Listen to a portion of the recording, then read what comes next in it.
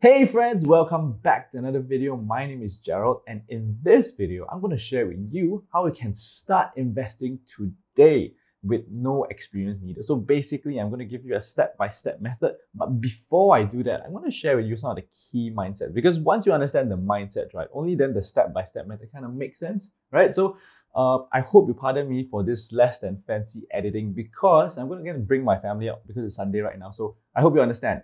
So let's get started, shall we? So the first thing you're gonna ask is like, what do you actually buy? So for me, I recommend stocks amongst all the different asset classes. Of course, there's like crypto, there is like, your fixed deposit, your bonds, there is so many different things. So why I recommend stocks is because first thing is that as an asset class as a whole, like if you buy all the stock that's publicly listed, right, they are great. Like they perform really, really well, because if you buy every single company, over a 10-year or 30-year period, they basically beat like your fixed D by a lot. Of course, plus not to mention they actually pay like a 1 to 3% dividend every single year. And I think some of you might ask, what about properties like REIT, especially if you're in Singapore? Because Singapore, the stock market hasn't been performing too well recently. And in my opinion, I think REITs are great too in Singapore. I think properties are a little bit more popular than stocks, and there's a good reason why. So REIT stocks, they're both a great asset class as a whole. So let's talk about the key mindsets when you are actually owning stocks. The first thing you want to do is you want to think of stocks as like businesses, right? So when you buy a business or you set up a business, you don't buy a business and sell it tomorrow, right? You want to buy and hold it for the long term, to watch it really grow and pay you money on a regular basis. So when you buy a company or you buy a property, same analogy, you want to buy the property with an expectation that it will appreciate a good amount for a period of time and give you like very stable cash flow. That's first. Second, very important mindset is that when you buy stocks, right, you want to think of buying stocks as like kind of smart shopping. So why do I say smart shopping? There are some kind of people that only buy like the latest, the most hyped up thing, like your sneakers or your PS5 recently or your GPUs right now. So things that are very hot, people would basically bid for it until the price becomes ridiculous. So like I think PS4, was it like $500 and it's selling at $2,000 right now because people can't get their hands on it. So it's crazy the amount of price that you have to pay for in order to buy a PS5 right now. And it's the same for stocks. So especially stocks that are super hyped up, that everyone is buying frantically without understanding. Basically what they do is they drive the price of this stock to ridiculous levels. So if you're a smart shopper, where do you look? You look for the discount section. Because why? Because discount sections are where you get the most value for money.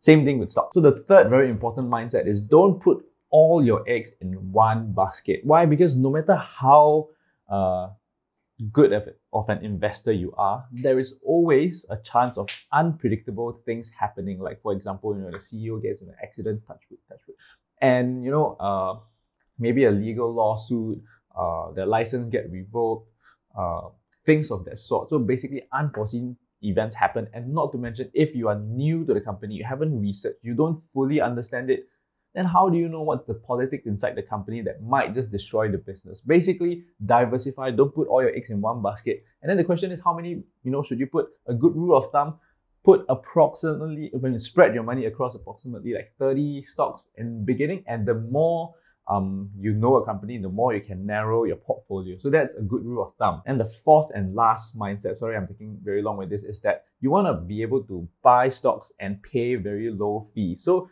basically, if you pay low fees, right? If you pay a high fee, the winner at the end of the day is your broker. And if you pay low fees, then that's when you get to keep a lot of the benefits. I think back then, 10 years ago, if you were to buy a stock, right, you can buy a stock as cheap as like $30, but the transaction fee is like $25. Basically, you're not earning any money. So let's talk about a beginner-friendly passive investing strategy that you can use today. But hang on a sec. If you're enjoying this so far, please do me a small favor and help me to hit that like button, or say thanks in the comment section below, because this really helps YouTube and me know that what I'm doing is really not in vain and it's helping you out. So now let's talk about a step-by-step method. The first thing you got to do is to open a very cheap brokerage account. So what I do right in Singapore is I recommend using Tiger Brokers or TD Ameritrade if you're buying like US stock, or if you're not in Singapore, TD Ameritrade, in my opinion, is like one of the best ways to go. There's Robinhood as well, but just letting you know. So I made a video comparing the two. You can just check it out over here. And the second step is to look for index fund. So index fund basically means that instead of buying, one individual companies, they buy the entire portfolio of companies. And why index fund that tracks the market? Why are they so good, right? Sounds a bit complicated, but basically why they're so good is basically they don't guess which is the best performing company. You just buy all the company. And as we mentioned earlier, as a whole, companies perform much better than money sitting in the bank. So even throughout this COVID period last year, I think stocks or companies as a whole performed, I think, a 17% return last year. Correct me if I'm wrong, but it's crazy. The worst pandemic that we have seen in my lifetime, and stocks are performing so well. Mind blown. What are some of the ticker symbols? So if you use like the Tiger Brokers app, you're mostly looking at Singapore stocks or US stocks. So in Singapore, what you're looking at is the S27 ticker symbol, so S27. If you want to buy the US stocks, there is two that I recommend. The first is WOO, so WOO, and then the next one is IWM. So they are very similar in returns over the long period of time. So those are very good investments to consider and to hold over a long period of time.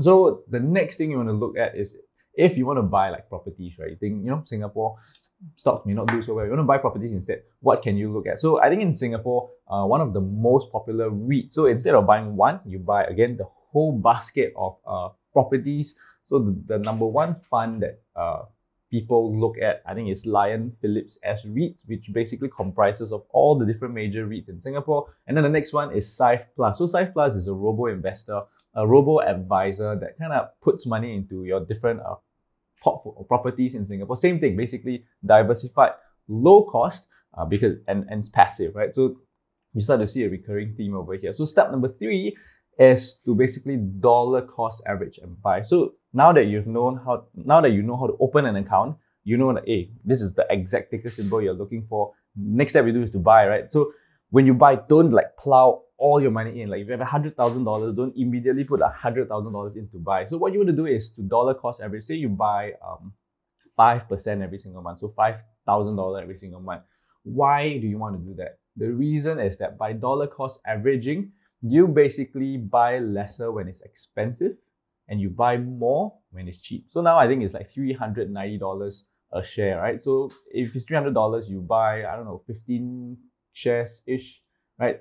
But let's say if the stock market crashes like 75%, then it's now 1/4 the price. What do? Your dollar cost averaging would have essentially allow you to buy 4 times the amount of shares that you previously bought. So what this means is that you're getting a huge bargain.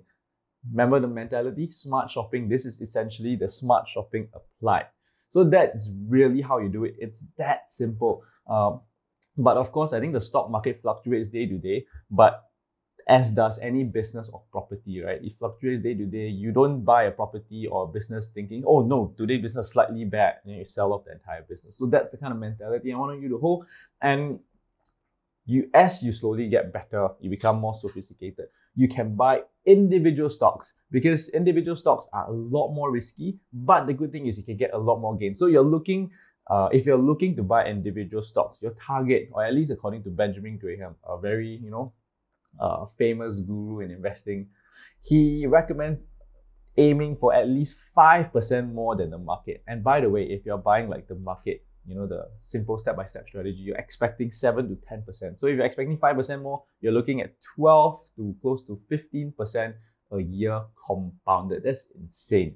So in order for you to buy stocks individually, there are some very, very important skill sets that you need to learn. So a lot of people haven't learned this skill set and they immediately go and buy Tesla, they buy NIO, dangerous.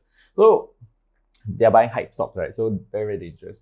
Some of the most important skill sets that you need to learn is number 1, how do you actually value the company? Why valuation is so important? Because it allows you to tell like, hey, is this, premium bag actually at a discount or is it like way overpriced? So only if you know how to value, then you can tell the difference between a good value and a trap. So if you're not sure, some good strategies that you can consider is number one, value investing, number two, growth investing, and number three, dividend investing. So if you don't know how to use the valuation model, Google. You know, they're all over the internet right now. And you can expect, just a heads up, you know, you can expect to kind of read a lot to learn, but hey, it's good money. And imagine if you're an owner of an actual business or multiple business, 30 different business. How would your managers tell you how the business is doing? Right. Reports, right? So they tell you reports. So you kind of get used to kind of reading reports and seeing money come into your bank account. So if you want to learn more advanced investing concepts, then I'm happy, you know, feel free to kind of ask me. I'm happy to share what I know. I think investing is kind of a journey. I'm nowhere near like Warren Buffett. So I'm learning and I want to be as good as an investor. And I'm happy to share what I know. So I made a couple of videos documenting my recent successes in investing. So you can kind of check them out over here and here.